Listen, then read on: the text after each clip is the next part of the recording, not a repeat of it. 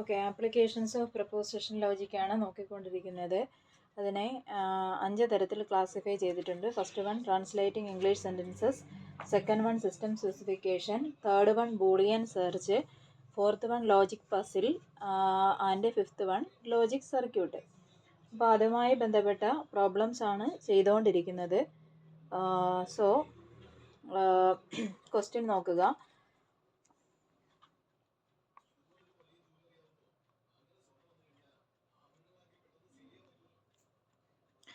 The system is in multi-user mode if and only if it is operating normally. If the system is operating normally, the kernel is functioning. Either the kernel is not functioning or the system is in interrupt mode. If the system is not in multi-user mode, then it is in interrupt mode. However, the system is not in interrupt mode. Are these system specifications consistent? അപ്പോൾ നമ്മൾക്കൊരു statement തന്നിട്ട് ആ system specification consistent ആണോ എന്നുള്ളൊരു question എങ്ങനെ ചെയ്യുമെന്ന് മനസ്സിലാക്കിയിരുന്നു. That means ഓരോ പ്രപ്പോസിഷൻസ് ഐഡൻറ്റിഫൈ ചെയ്യുക, അതിനെ ലോജിക്കൽ എക്സ്പ്രഷനിലേക്ക് കൺവേർട്ട് ചെയ്യുക. പിന്നീട് എന്ത് ചെയ്യണം? ഈ പറയുന്ന എല്ലാ കേസസിലും ഓരോ സ്റ്റേറ്റ്മെൻറ്റിൻ്റെയും ഓരോ പ്രപ്പോസിഷൻസും ട്രൂ ആണോ ഫാൾസ് ആണോ എന്ന് ഐഡൻറ്റിഫൈ ചെയ്യുക. അത് നമ്മുടെ ക്വസ്റ്റ്യനകത്ത് അപ്ലൈ ചെയ്യുമ്പോൾ ഏതെങ്കിലും ഒരു കേസിൽ ഫാൾസ് എന്ന് കിട്ടിക്കഴിഞ്ഞാൽ, ഏതെങ്കിലും ഒരു കേസിലെങ്കിലും ഫാൾസ് എന്ന് കിട്ടിയാൽ സിസ്റ്റം ഇൻകൺസിസ്റ്റൻ്റ് ആണ്. എല്ലാ കേസസും ട്രൂ എന്ന് തന്നെ കിട്ടിയാൽ സിസ്റ്റം കൺസിസ്റ്റൻ്റ് ആണ്. ഓക്കെ അല്ലേ? അങ്ങനെയാണെങ്കിൽ ഇവിടെ നോക്കിക്കേ, ഇവിടുത്തെ the system is in multi user mode ഒരു സ്റ്റേറ്റ്മെൻ്റ് ആണ്. സോ അതുകൊണ്ട് അതിനെ ഒരു പ്രപ്പോസിഷനാണ്, അതുകൊണ്ട് അതിനെ പി എന്ന് പേര് കൊടുത്തു. ഇനി അടുത്തത് ഇറ്റ് ഈസ് ഓപ്പറേറ്റിംഗ് നോർമലി. അപ്പോൾ the system is in multi user mode first statement, പിന്നെ അത് പി എന്ന് കൊടുത്തു. The system is operating normally അത് എന്ന് കൊടുത്തു. പിന്നെ അടുത്തത്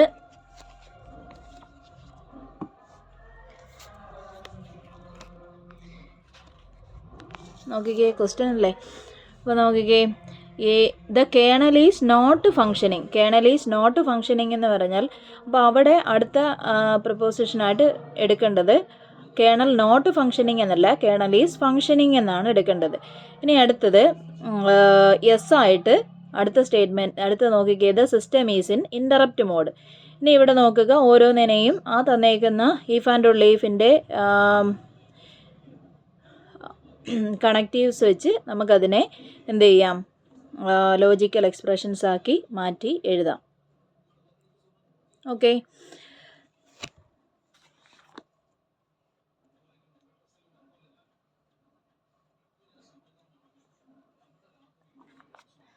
നോക്കിക്കേ, first the system is in multi user mode. The system is in multi user മോഡിനെ നമ്മൾ പി എന്നാണ് കൊടുത്തേക്കുന്നത്. പി എന്താണ്? The system is in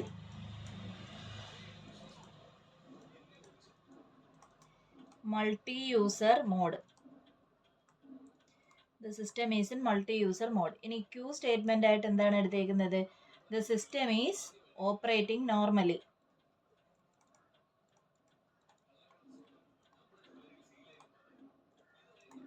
the system is operating normally. ആറായിട്ട് എടുത്തേക്കുന്നതെന്ന് വെച്ചാൽ ആർ എന്താണ്? The kernel is functioning. ഇനി യെസ് ആയിട്ട് എന്താണ്? The system is in interrupt mode.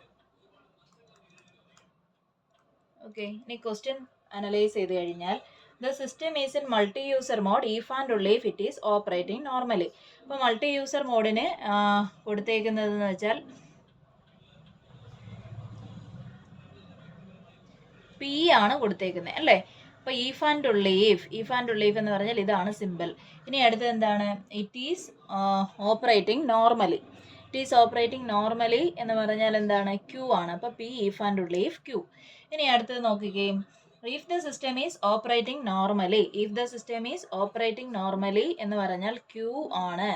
ഇനി അടുത്തത് the kernel is functioning. Kernel is functioning എന്ന് പറഞ്ഞാൽ എന്താണ്? ആർ ആണ്. അപ്പോൾ ക്യൂ ഇംപ്ലിക്കേഷൻ ആർ.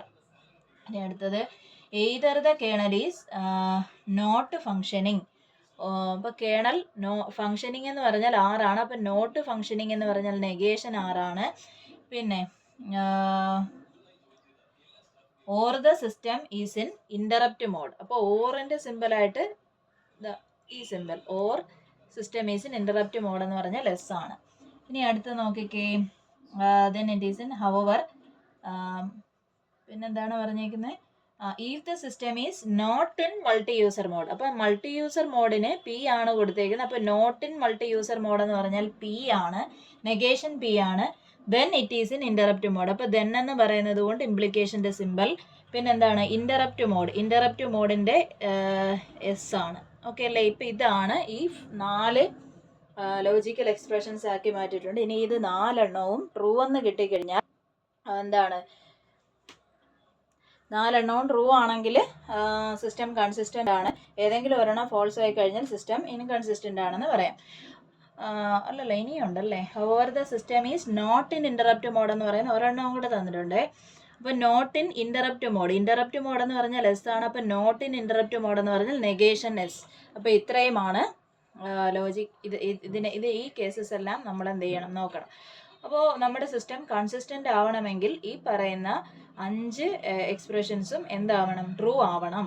അപ്പോൾ അതിന് വേണ്ടിയിട്ട് ലാസ്റ്റ് ഒരെണ്ണം മാത്രം ഉള്ളത് എടുത്തു കഴിഞ്ഞാൽ നമുക്ക് ഓരോന്നിൻ്റെയും ഇപ്പോൾ പി ക്യു ആർ എസ് ഇവയുടെ എല്ലാം ട്രൂത്ത് വാല്യൂ ഐഡൻറ്റിഫൈ ചെയ്യണം. ആ ഐഡൻറ്റിഫൈ ചെയ്തിട്ട് ഈ എല്ലാ കേസസും അതിലാനുപാതികമായിട്ട് ട്രൂ എന്ന് കിട്ടിയാൽ സിസ്റ്റം കൺസിസ്റ്റൻ്റ് എന്ന് പറയാം. അപ്പോൾ ഓരോന്നുള്ളത് ആദ്യം ചെയ്ത് കഴിഞ്ഞാൽ അതിൻ്റെ ട്രൂത്ത് വാല്യൂ പെട്ടെന്ന് കിട്ടും. അപ്പം നെഗേഷൻ എസ് സിസ്റ്റം കൺസിസ്റ്റൻ്റ് ആവണമെങ്കിൽ നെഗേഷൻ എസ് എന്താവണം, ട്രൂ ആവണം. നെഗേഷൻ എസ് ട്രൂ ആവണം എന്ന് പറഞ്ഞാൽ എസ് എന്തായിരിക്കും, എസ് ഫോൾസ് ആയിരിക്കും. എസ് ഫോൾസ് ആയിരിക്കും. ദാറ്റ് മീൻസ് അതിൻ്റെ ട്രൂത്ത് വാല്യൂ എന്ന് പറഞ്ഞാൽ എഫ് അല്ലെങ്കിൽ എന്താണ്, അല്ലെങ്കിൽ 0, എഫ് അല്ലെങ്കിൽ 0. ഇനി അടുത്ത് നോക്കിക്കേ, എസ് ഉള്ള എക്സ്പ്രഷൻ വേറെ എവിടെയാണുള്ളത്, നെഗേഷൻ പി ഇംപ്ലിക്കേഷൻ എസ്സിലുണ്ട്. അപ്പം നെഗേഷൻ പി ഇംപ്ലിക്കേഷൻ എസ് അതെന്താവണം, സിസ്റ്റം കൺസിസ്റ്റൻ്റ് ആവണമെങ്കിൽ ട്രൂ